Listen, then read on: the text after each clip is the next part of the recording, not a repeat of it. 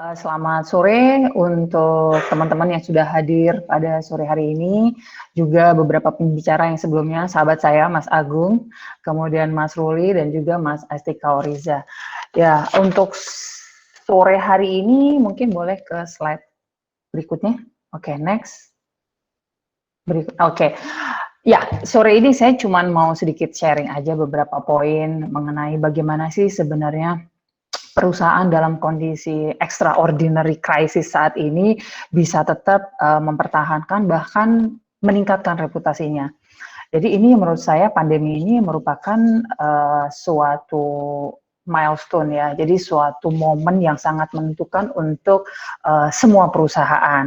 Kenapa? Karena di sini perusahaan itu merupakan bagian dari negara. Jadi kita sebagai good corporate citizen itu memang memiliki peran dan juga tanggung jawab untuk bersama-sama dengan negara, dengan pemerintah untuk melindungi dan membantu seluruh stakeholders yang terdampak pandemi. Jadi ada artikel menarik dari World Economic Forum ya. Jadi WEF ini memetakan beberapa stakeholders kunci untuk kondisi extraordinary saat ini.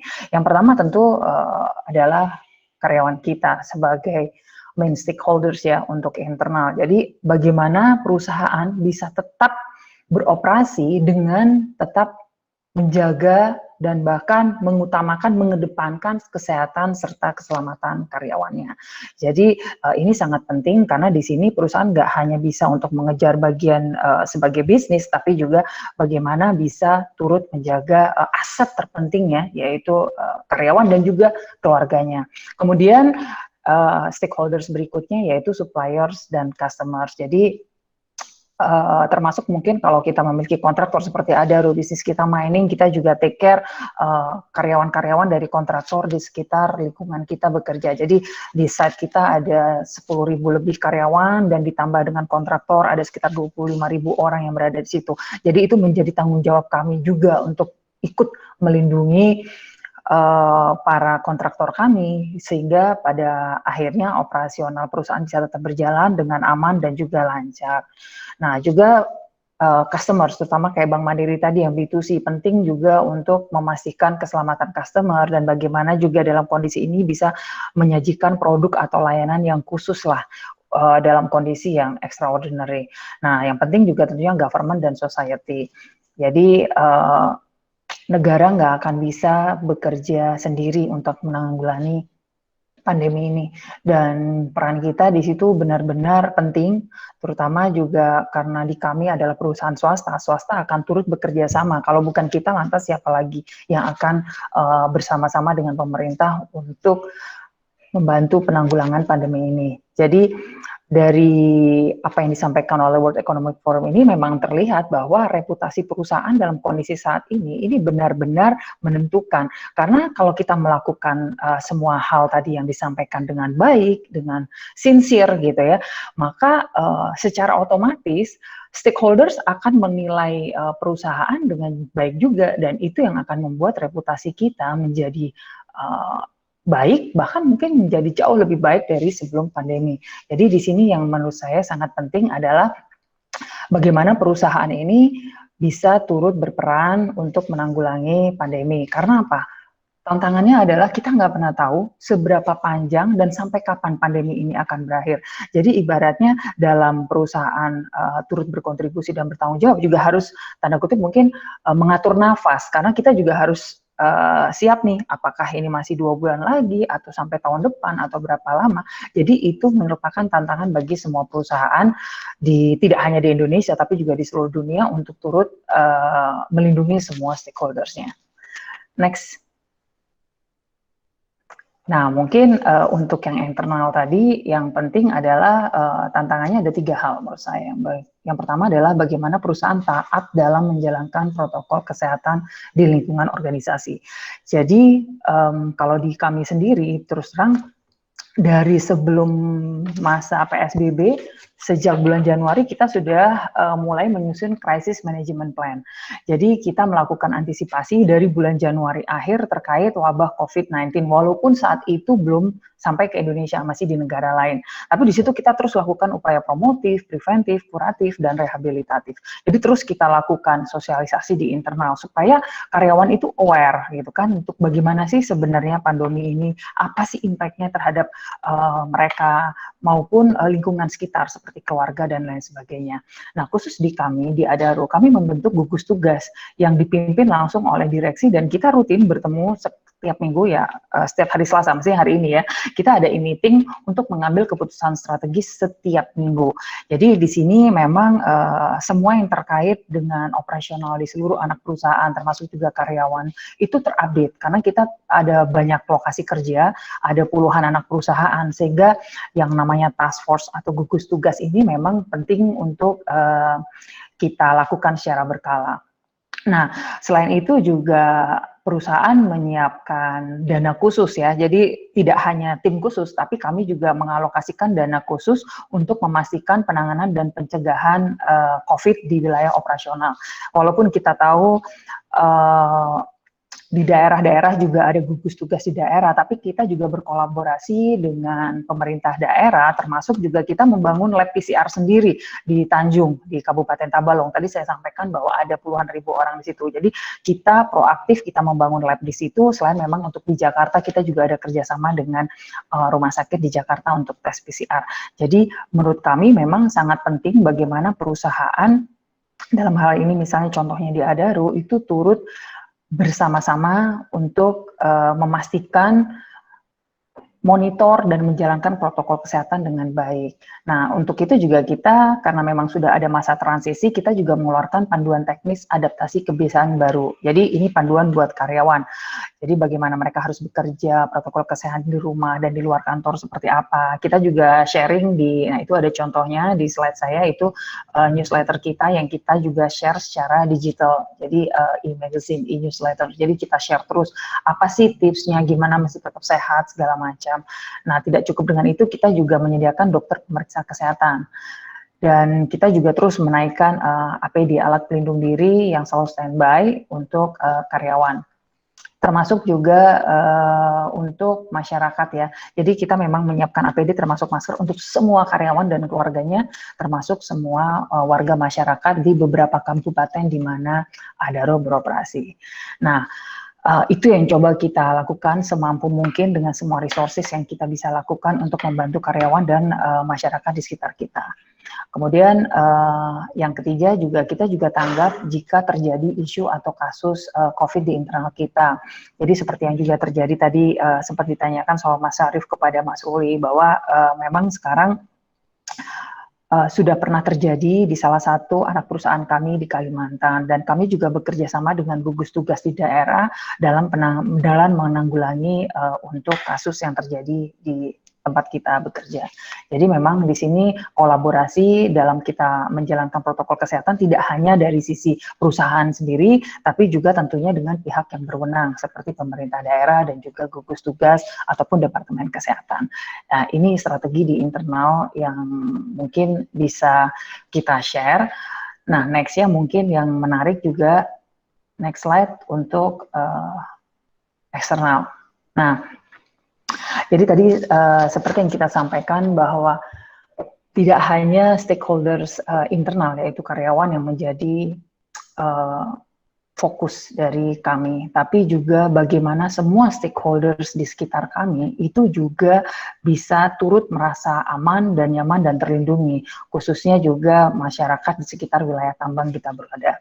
Jadi untuk yang poin pertama, kita sudah melakukan beberapa kerjasama, tidak hanya dengan pemerintah, tapi juga dengan lembaga riset ataupun kampus.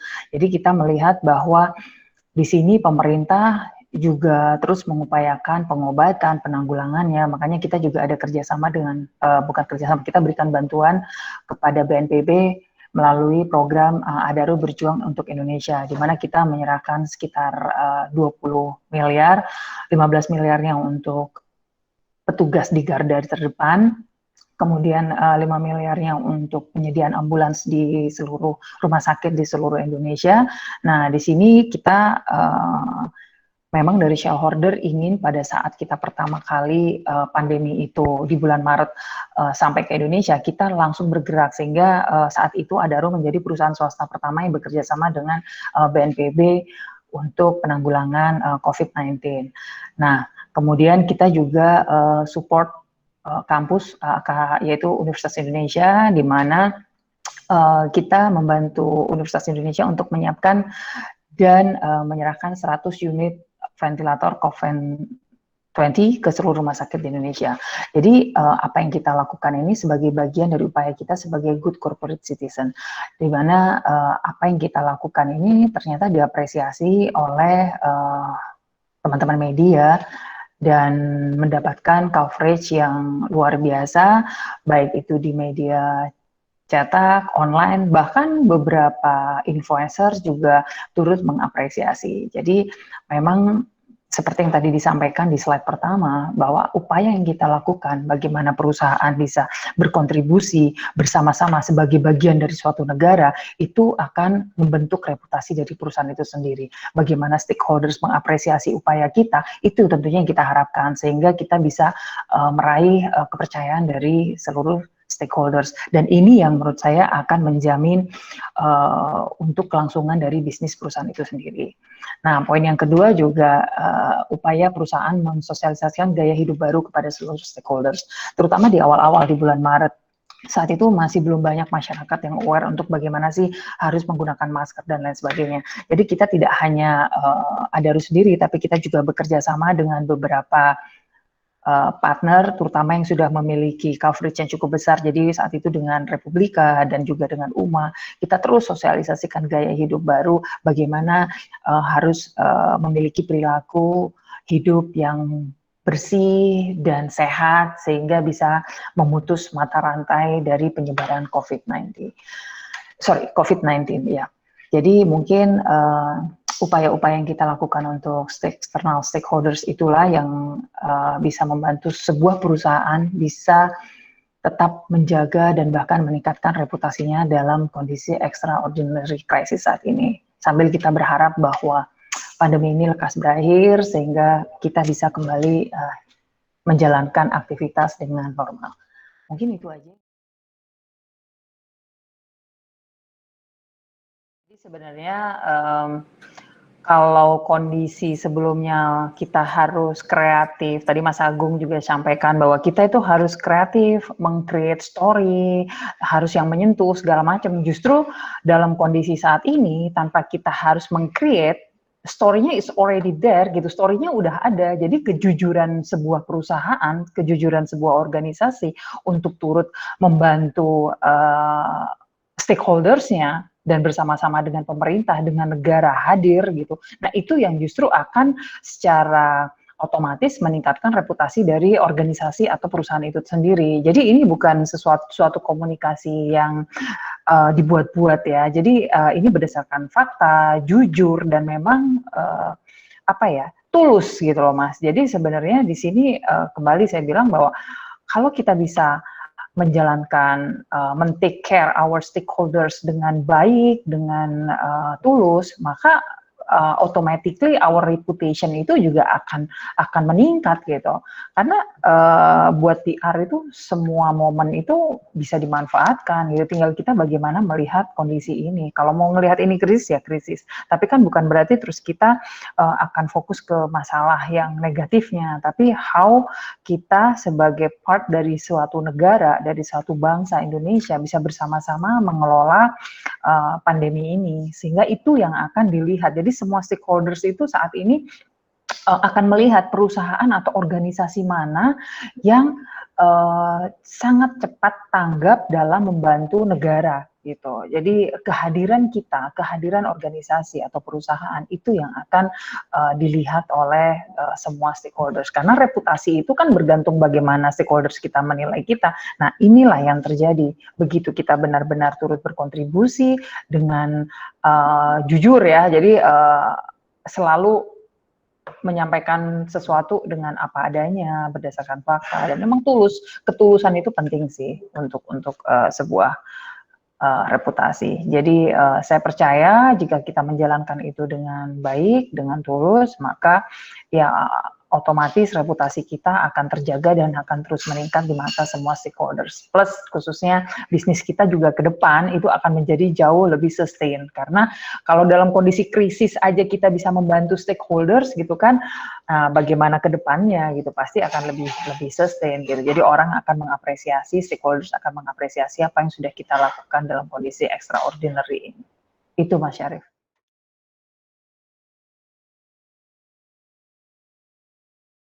Banyak hal sih sebenarnya. Jadi dengan kita melakukan hal, contohnya untuk komunitas di sekitar tambang, masyarakat di sekitar tambang. Tadi saya sampaikan bahwa uh, masyarakat di sekitar tambang kita, contohnya di Tabalong, itu ada berapa ratus ribu warga tinggal di situ. Itu seluruhnya kita berikan masker. Jadi dengan kita hadir di sana, masyarakat itu akan melihat bahwa oh iya, Adaro hadir di sini dan potensi community issue itu juga sangat rendah, hampir bahkan tidak ada. Jadi bagaimana kehadiran kita memberikan manfaat positif buat masyarakat di sekitar tambang sehingga mereka akan ikut menjaga kita. Ya itu kan impact ke operasional dan ke bisnis gitu. Jadi hal-hal yang sifatnya baik itu dengan niat yang baik ya Mas ya, itu tentunya juga akan menghasilkan result yang baik juga. Nah sama seperti tadi, memang nggak akan otomatis karena bicara reputasi itu bicara hal yang long term, nggak bisa instan. Kita mendapatkan reputasi yang baik itu berdasarkan jejak kita di masa lalu. Jadi dengan kita selalu konsisten terus melakukan hal-hal yang baik, maka tentunya hasil yang baik yang juga akan kita peroleh. Jadi selain yang paling instan pasti reputasi dari sisi media coverage yang positif itu terus meningkat. Kemudian di sosial media juga banyak banyak testimoni, apresiasi, organik loh Mas, organik di banyak grup WhatsApp segala macam. Itu beyond our expectation gitu. Nah, itu yang instan. Tapi kalau di luar itu dengan perbuatan baik itu komunitas di sekitar kita berada itu juga turut membantu kita dan menjaga kita sehingga bisnis kita bisa tetap beroperasi dengan baik dalam kondisi krisis dan mungkin ke depan juga akan menjadi lebih baik lagi. Jadi itu Mas Arif yang bisa kita share.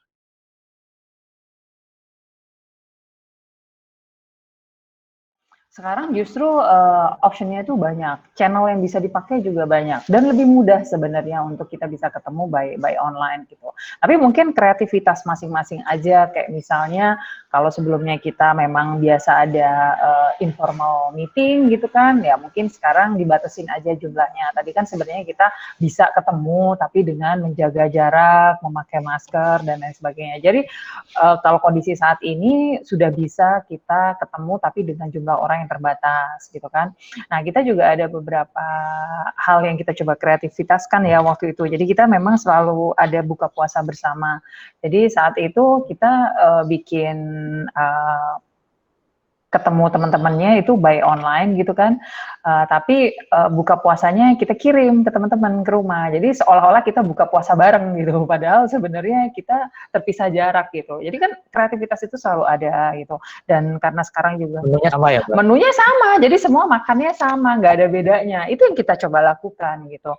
Jadi sambil kita ketemu, tapi untuk menikmati buka puasa dengan baik, dengan serasa seperti yang kita lakukan di tahun-tahun sebelumnya, itu tetap bisa bareng, ya menunya sama ya, dan mereka happy gitu, karena wah ini memang mungkin kita cuma ngirim makanan gitu kan, tapi ya itu kan perhatian kita aja, lengkap dengan himbauan untuk tetap menjaga kesehatan, semoga kita bisa ketemu lagi, tapi meetingnya itu tetap mereka bisa dapat berita juga, jadi kita datangkan press dir kita waktu itu untuk sharing tentang update terbaru dong dari Adaro seperti apa. Jadi sambil buka puasa di rumah masing-masing dengan menu yang sama, mereka bisa mendapatkan update dari perusahaan untuk jadi berita. Itu mungkin kreativitas yang bisa dilakukan oleh teman-teman sesimpel dan senyamannya aja, karena kan di setiap perusahaan itu approach-nya beda-beda. Tapi intinya adalah ya kondisi pandemi sebenarnya toh sebelum pandemi pun kita juga mulai sering ngobrol secara digital, secara online.